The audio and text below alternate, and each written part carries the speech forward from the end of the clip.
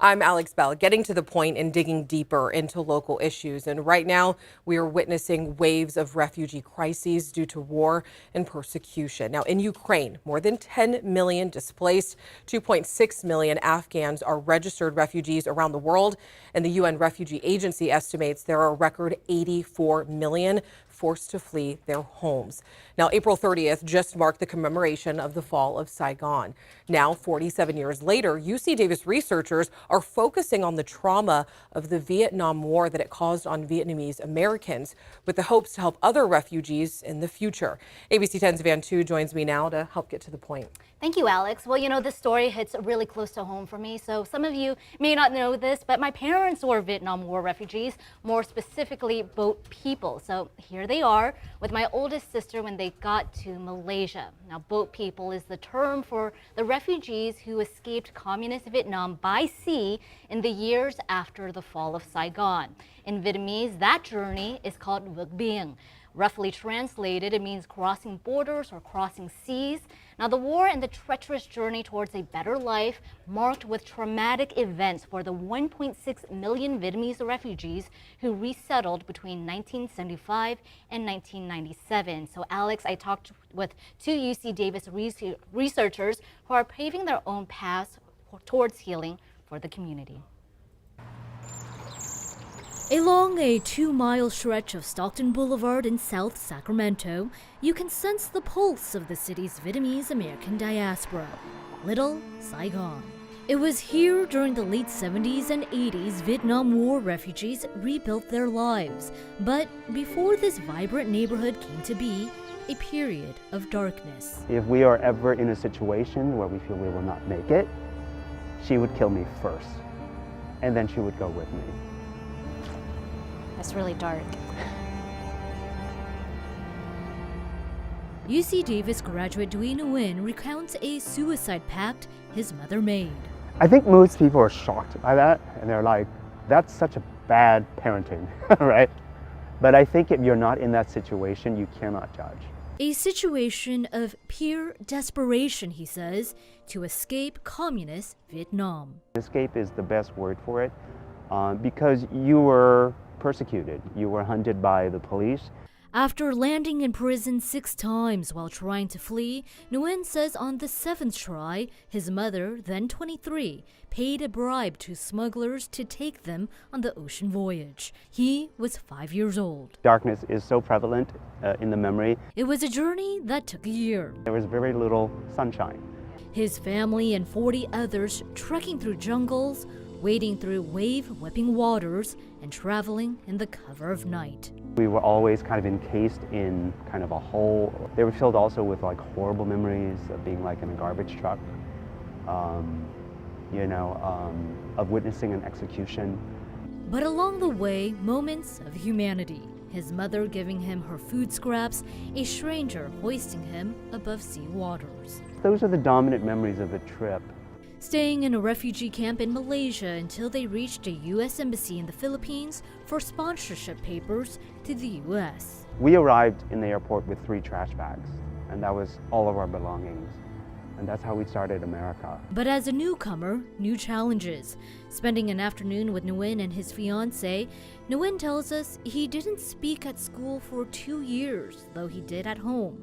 Selective mutism, they call it. Yeah, I was kind of completely cut off from any kind of cultural lifeline. This early disorder, he later realized, was a symptom of trauma. Definitely, like the dominant theme of refugees is trauma. It's one of many personal experiences that inspired Nguyen to pursue a career in psychiatry and serve marginalized communities, realizing he carried his trauma throughout his life. Years, even decades later, wartime trauma is still present and salient for many. Lê Thị Ngọc An's family was one of the first to leave Vietnam, with ties to the U.S. Embassy. They were able to escape Vietnam a day before the fall of Saigon on April 29th. And they came to the U.S. And were sponsored by a church in Pennsylvania and eventually moved to New Jersey. She's now under her daughter's care in Davis, California. Lê Thị Ngọc Anh.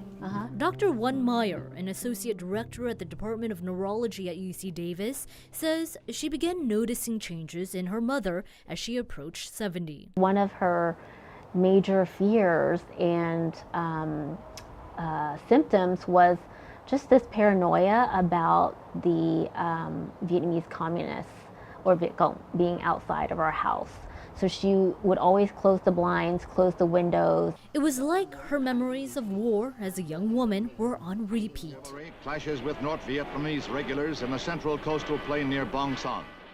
She always talked about how she had to run underground when there were bombing raids in Vietnam. So that's when I felt like something was wrong.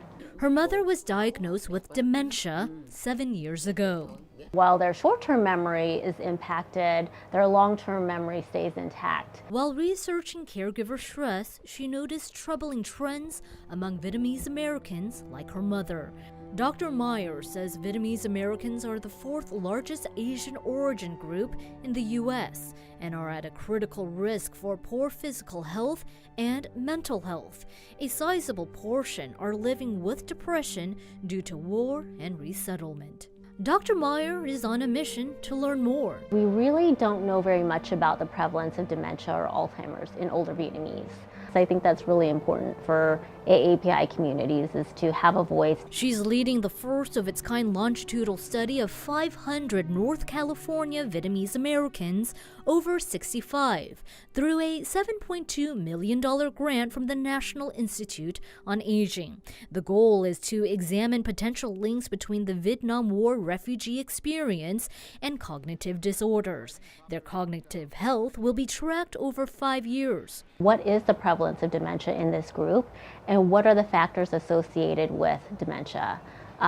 Specifically looking at adversity and trauma early in life. Through a Sacramento partnership, some participants are being interviewed at Asian Resources Inc. headquarters in South Sacramento, in the heart of Little Saigon. I think that what we learn from Vietnamese Americans might help us understand other refugees and their vulnerability to health and health disparities. Meyer says she was initially surprised there's a wait list to join her study, as mental health is a taboo subject in many Asian communities. I think there is just that cultural value of saving face for yourself, for your family, for your community. But what Myers and Nguyen have found in their work, representation matters. So I think when you open that door, When we do something like this, if other Vietnamese people hear it, they're like, oh wow, my story is being told. to feel like there's someone else out there who's going through the same things I'm going through. I'm not alone.